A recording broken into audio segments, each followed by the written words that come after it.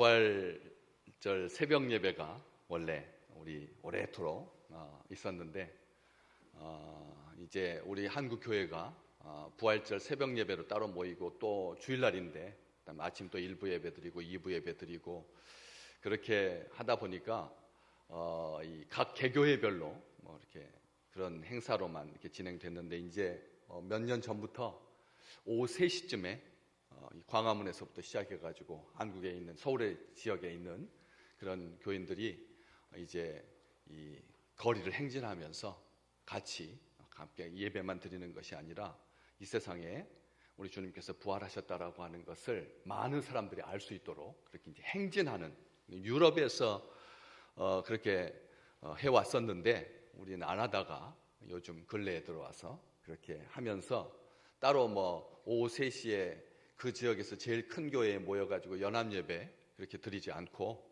또 작은 교회들은 또 이 뭐 아침 새벽에 이렇게 4시, 5시 반에 또 예배 드리고 또 9시 반에 9시에 드리고 또 11시에 예배 드리고 그래서 예배가 자꾸 이렇게 중복되지 아니하도록 이렇게 조치하면서 언제부턴가 우리도 부활절 새벽 예배를 코로나 때는 한 번도 드린 적이 없고 지금까지 이렇게 주일 예배로 잘 드리고 있습니다. 혹시 서운하신 분들은 새벽에 부활 제일 첫 새벽을 맞았던 막달라 마리아와 같이 우리 주님의 그 부활하심을 축복하고 축하하고 또 기쁘게 맞이하실 분들은 각자 처소에서 맨 먼저 일어나서 부활의 아침을 주님께 찬송하고 예배하고 드리고 그 다음에 주일 예배로 이렇게 다 같이 모이셔서 예배 드리고 오늘 점심 먹고 따로 부서 찬양 예배도 오후 예배도 없이 그 다음에 각 부서마다 유치부부터 시작해서 어린이부 우리 청소년부는 또 망원시장에 가가지고 그 지역 상권 상인들한테 오늘 부활절 선물도 나눠드리고 또 같이 또 친교도 갖고 청년들도 요 한강에 나가서 또 이 젊은이들에게 그렇게 이 부활의 기쁜 소식 함께 나누고 파출소하고 소방소가 그 나이대가 청년들 그런 어간이니까 그래서 오늘 그런 기쁨의 날입니다. 부활절은 우리 주일이 있게 된 이 주일이 부활절 날 이제 주일이 된 거니까 이 주일은 우리 주님께서 부활하신 날을 기뻐하는 주님의 날입니다. 그래서 주님의 날이고 주일이고 그래서 주일 예배로 드리고 있는데 오늘 이 말씀 원래는 제목을 너희의 영혼이 살리라 이렇게 원래 원문은 그렇게 되어 있는데 너희가 살리라 이렇게 짧게 너희가 살리라 영혼이 산다라고 하는 말을 잘못 오해를 하면 육신은 죽고 또 혼도 육신도 죽고 영하고 혼만 이게 살고 이런 이 분리적인 사고를 가지지 않도록 너희가 살리라. 그게 통전적인 신앙 고백인 거죠. 말씀의 제목이 그런 말씀인데 영원히 산다. 부활 아침에 우리가 한 가지 늘 잊지 마셔야 할 일이 너희는 귀를 기울이고 내게로 나와 들으라 그리하면 너희의 영혼이 살리라. 이사야서 이 말씀을 받았을 때 이스라엘 백성들은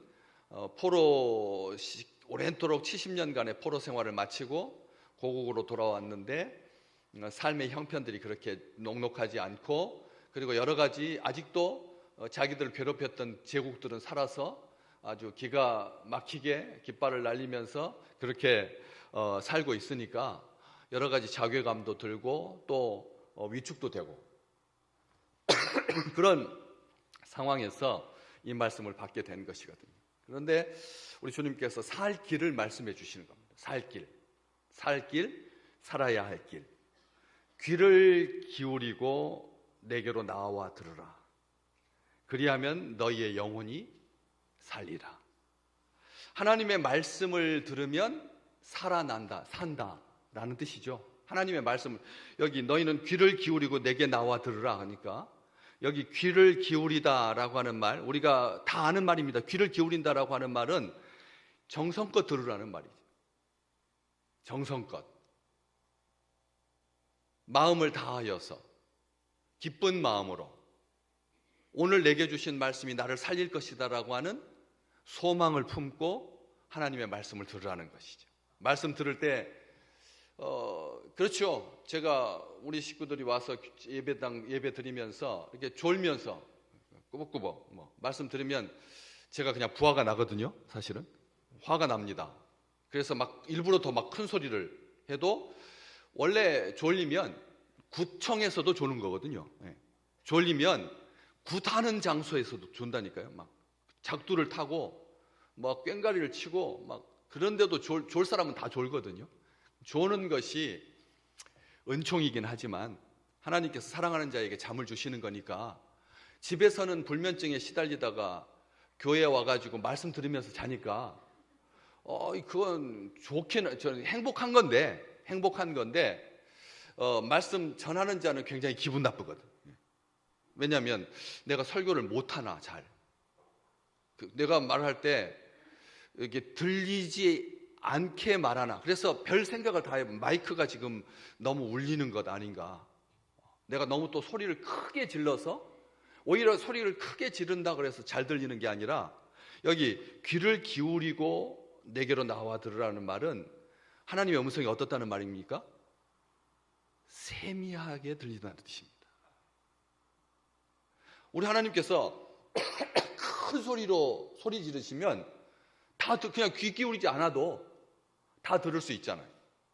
근데 귀 기울이라고 하는 말을 보니까 하나님은 불이 지나가고 바람이 지나가고 지진이 나도 못 들었는데 에스겔 선지자가 하나님께서 어떻게 말씀하실 때 들었다고요?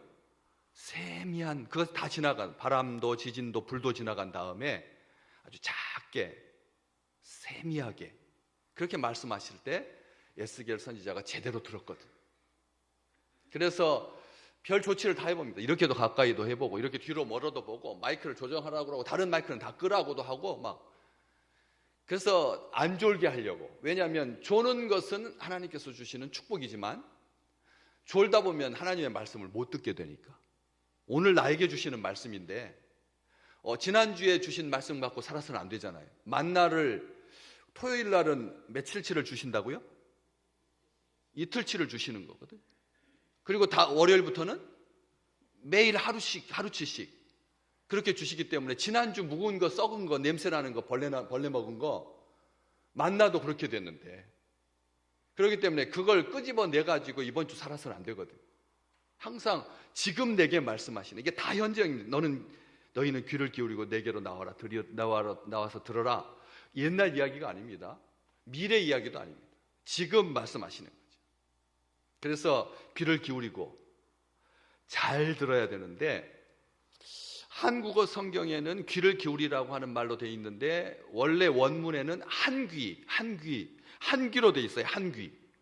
여기 그냥 우리나라 말로는 귀가 두 개니까 두 귀로 들어야 되잖아요. 그런데 원문에서는 한 귀로 들으라고 되어 있어요. 한 귀로 들으라고 하는 말이 뭘까요? 왜 두 귀가 있는데 한 귀는 놔두고 한 귀로 들으라고요? 의미가 이겁니다. 세상에서 들려오는 소리는 맞고 하나님이 말씀하시는 소리는 들으라고. 그래서 한 귀인가? 귀가 두 개인데 세상의 소리는 귀 기울이지 말고 하나님이 말씀하시는 영의 음성, 내면의 소리를 들으라고 한 귀라고. 하나님의 음성을 듣도록 예비되어 있는 마음의 귀, 영적인 귀가 열려서 주의 음성이 잘 들리시기를 주의 이름으로 축복합니다. 귀가 두 개인데 한 귀로 들으라. 하나님께서 하나님의 음성을 듣도록 창조해 주신 그 귀, 영적인 귀. 그런데 또 귀를 기울이다라고 하는 말에 거기서 귀를 기울이다, 우리 한국어로 귀를 기울이다라고 하는 이 기울이다라고 하는 말이 무슨 뜻이죠? 귀를 기울인다 라고 하는 말이 원래 우리 그냥 동사로서 기울인다라고 하는 말 이렇게 그러죠? 기울인다라는 뜻이잖아요. 원래 기울다 이렇게 기운다라는 뜻이잖아요. 그런데 이 말이 어디서 나왔느냐는 거죠. 출처가 뭐냐면 텐트를 친다라는 뜻에서 나왔습니다. 이 구약의 히브리어에 귀를 기울인다라고 하는 표현이 우리는 한국어로 귀를 기울인다인데 그 기울이다라고 하는 말을 쫑긋 세우고 정성껏 세운다라고 하는 말이 있는데 히브리어에서는 텐트를 친다 해서 나왔습니다. 무슨 뜻이냐면 양손을 텐트를 치듯이 이렇게 해서 손을 모아서 텐트 치듯이 양손을 모아서 귀에다 대고 소리가 잘 들릴 수 있도록. 예, 아멘. 그러니까 하나님의 백성은 하나님의 말씀을 들어야 사니까 죽는 한이 있어도 반드시 들어야 되는 거예요. 이번 주는 그냥 어저께 교회 청소하느라고 정말 힘들었는데 2시간을 청소했거든요. 2시간을 했는데도 모자라서 그냥 여기 다 닦고 그 다음에 지하 주차장까지 다 닦고 물로 게다가 이 글라인드도 없어가지고 이걸 그냥 일일이 다 세제 풀어가지고 손으로 다 닦았거든요. 지금 밑이 바닥이 반짝반짝 하시잖아요. 먼지 하나도 없잖아요. 어저께 64명이 주회전에 올라와가지고 오전 10시부터 12시 10분까지 정성껏 닦았거든. 그러니까 오늘은 뭐 해도 돼요? 졸아도 되는 거죠. 예. 어저께 청소했으니까 청소하면 피곤하니까 오늘은 그냥 편안하다. 너무 찬양 소리도 좀 우리 정말 세계적인 찬양대 아니에요? 예. 오늘 찬양 들으시면서 느낌이 어떠셨어요? 파리 나무 십자가 합창단보다 바로 우리 곁에 있는 이 귀한 하늘의 찬양대 베델 찬양대가 보통 찬양하는 것보다 2배는 길게 하셨죠. 예, 2배가 넘는 그 찬양, 이거 어마어마한 축복이거든요. 그러니까 찬양 들으면서 조용하게 이제 묵상이라고 말하면 되죠. 졸리지만 묵상하고 하나님 꿈에서 하나님 만나고 그래도 되잖아요. 근데 반드시 들어야 된다. 들을 귀 있는 자는 들을지어다. 요한계시록에 들을 귀가 있는 자가 듣게 된다는 거예요. 들을 귀. 근데 그 귀는 하나님께서 주시는 거예요. 그렇지만 사람이 텐트를 펼치듯 손을 모아서 들어야 된다는 거죠. 손을 모아서 들어야 된다. 그래서 귀 있는 자는 들을 것이요 듣는 자가 복이 있다. 요한계시록에 그렇게 기록되어 있는 거고요. 그런데 우리 지금 3절 보셨는데 2절 한번 볼까요? 우리 성경 말씀 이사야서 55장 2절 말씀 보시면 중간에 뭐라고 되어 있냐면 내게 듣고 들을지어다. 읽어볼까요? 그리하면 너희가 좋은 것을 먹을 것이며 너희 자신들이 기름진 것으로 즐거움을 얻으리라. 아멘. 들으면 어떻게 된다고요? 좋은 것을 먹을 거고 자신들이 기름진 것으로 즐거움을 얻을 것이다. 그런데 오늘 3절 말씀에 그것보다 더 축복이 뭐냐? 영혼이 살아나게 된다는 거예요. 영혼이. 우리가 좋은 것을 먹고 기름진 것으로 즐거움을 얻는 것, 우리 인생의 분복입니다. 우리 인생의 복입니다. 그렇지만 그런 복을 다 누리는데 영혼은 하나님의 말씀이 너무 빈약해가지고 제가 그렇잖아요. 하나님의 말씀이 잘 못 들어서 그래가지고 바짝바짝 말라가는 그게 있거든요. 아시잖아요. 영이 즐겁고 마음도 즐겁고 생각도 기쁘시기를 주의 이름으로 축복합니다. 이게 영혼이 사는 거잖아요. 영혼이 사는 건데 오늘 그 영혼이 사는 말씀이 오늘 3절 말씀 후반부입니다. 그리하면 너희 영혼이 살리라. 내가 너희를 위하여 영원한 언약을 맺을 텐데 곧 다윗에게 허락한 확실한 은혜다. 이게 이제 우리의 영혼이 사는 하나님의 말씀이에요. 무슨 이게 영혼이 살리라. 무슨 내가 너희를 위하여 약속하는데 영원한 약속이다. 다시 말하면 그 약속은 어떻게 된다고요? 변하지도 아니하고 흔들리지도 아니하고 중간에 바뀌지도 아니하고 끝날까지, 세상 끝날까지 계속될 약속. 무슨 약속이죠? 무슨 약속? 딱 답이 안 나오죠? 그래서 딱 설명을 하는 거예요. 이사야 선지자가 곧 다윗에게 언약한 확실한 은혜다.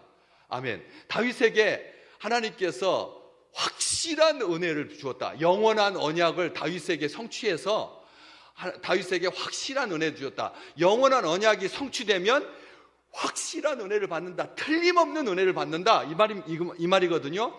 영원한, 다윗에게 허락해 주신 영원한 약속이 많잖아요. 많죠. 다윗에게 많은 약속을 주셨는데 그 중에서 제일 귀한 약속이 뭐였습니까? 너희 후손이 잘 될 거다. 네 왕위가 계속될 거다. 이런 약속들 계속 주셨는데 그 중에서 하나가 네 후손 가운데 누가 날 거다. 예수 그리스도 메시아가 날 거다. 그래서 그가 십자가에서 죽으시고 부활하심으로 말미암아 다윗에게 허락한 확실한 은혜가 되었다는 것이죠. 무슨 말인지 아시죠? 우리가 오늘 부활절입니다. 우리 주님께서 다윗에게 허락한 영원한 언약이신데 부활하지 않으셨다면, 아니면 자력으로 부활하셨다면, 이게 중요합니다. 자기 스스로 부활하셨다면, 어제 우리 지난 주간 고난주간 금식 기도하시면서 새벽마다 나와가지고 여기서 같이 들으실 때 뭐라고 말씀드렸죠? 스스로 부활하셨으면 주님께서 십자가 지신 것은 다 쇼다. 자기 능력으로 부활하셨으면 다 쇼다. 거짓말이다. 진짜로 능력이 있는데도 불구하고 죽으셨기 때문에 하나님이 살리신 거다. 하나님이 자기 아들을 죽은 자 가운데서, 실제로 시체 가운데서 우리 하나님께서 살려주죠. 그러니까 우리 주님의 죽으심이 바로 우리의 죽음인 거예요. 완전한 죽음, 우리하고 똑같은 죽음. 가짜 죽음이 아니라, 유사 죽음이 아니라. 그래서 그 부활하심으로 말미암아 다윗에게 약속해 주신 그 영원한 언약이 우리 주님의 부활하심으로 말미암아 성취되어서 이게 확실한 은혜가 되었다는 것이죠. 확실한 은혜가 되었다. 확실한 은혜가 됐다. 이 말씀은 흔들림 없는 은혜, 틀림없는 은혜, 최고의 은혜가 되었다. 확실한 은혜가 되었다. 예수 그리스도가 확실한 은혜다라는 그런 말씀입니다. 다윗에게 영원한 약속 주셨어요. 그런데 다윗에게 그 후손 중에서 메시아가 나와서 부활하심으로 말미암아 영원한 약속을 실제로 보여주셨고, 그리고 확실한 은혜가 되었다. 그런데 확실한 은혜라고 하는 말이 확실한 선물이라고 하는 말과 같은 말이에요. 은혜가 선물이거든요. 그렇기 때문에 우리 주님께서 부활하신 것이 확실한 은혜이고, 우리 주님이 우리에게 선물이신 거예요. 우리 주님이 확실한 선물이라는 거예요. 우리 주님이 확실한 선물이라는 거예요. 오늘 물티슈가 영혼을 구원할 수 있을까요? 물티슈. 오늘 이제 예배 끝나고 나가시면서 구운 계란을 우리 정옥순 집사님이 25판 선물해 주셔가지고 오늘 2개씩, 그 다음 물티슈 하나, 그 다음에 드립커피 2개 드리 해서 2개짜리는 하나는 자기가 먹고 또 2개는 다른 사람들한테 주실 수 있도록 아주 많이 풍성하게 잘 배치해 놨거든요. 그것이 사람의 영혼을 살리는 것이 아니라 그 선물을 받고 예수님에 대한 선한 소망을 품고 주의 전에 나와서 하나님의 말씀을 들어야 영원히 사는 거고, 영원히 변치 않는 언약 가운데서 확실한 은혜로 주신 예수 그리스도 그 선물을 받아서 누리게 되는 것이죠. 다른 거 없습니다. 오늘 이거 한 가지만 기억하시면 되겠습니다. 딱 하나님께서 허락해 주신 선물이 누구냐? 은혜가, 확실한 은혜가 뭐냐? 예수다. 예수 그리스도가 확실한 은혜다. 그리고 예수 그리스도가 우리 부활하심으로 말미암아 우리에게 주시는 모든 약속이 영원하고 변하지 아니하고 흔들리지 않는다. 이런 축복을 부활절 이 아침에 온전하게 누리시기를 주의 이름으로 축복합니다.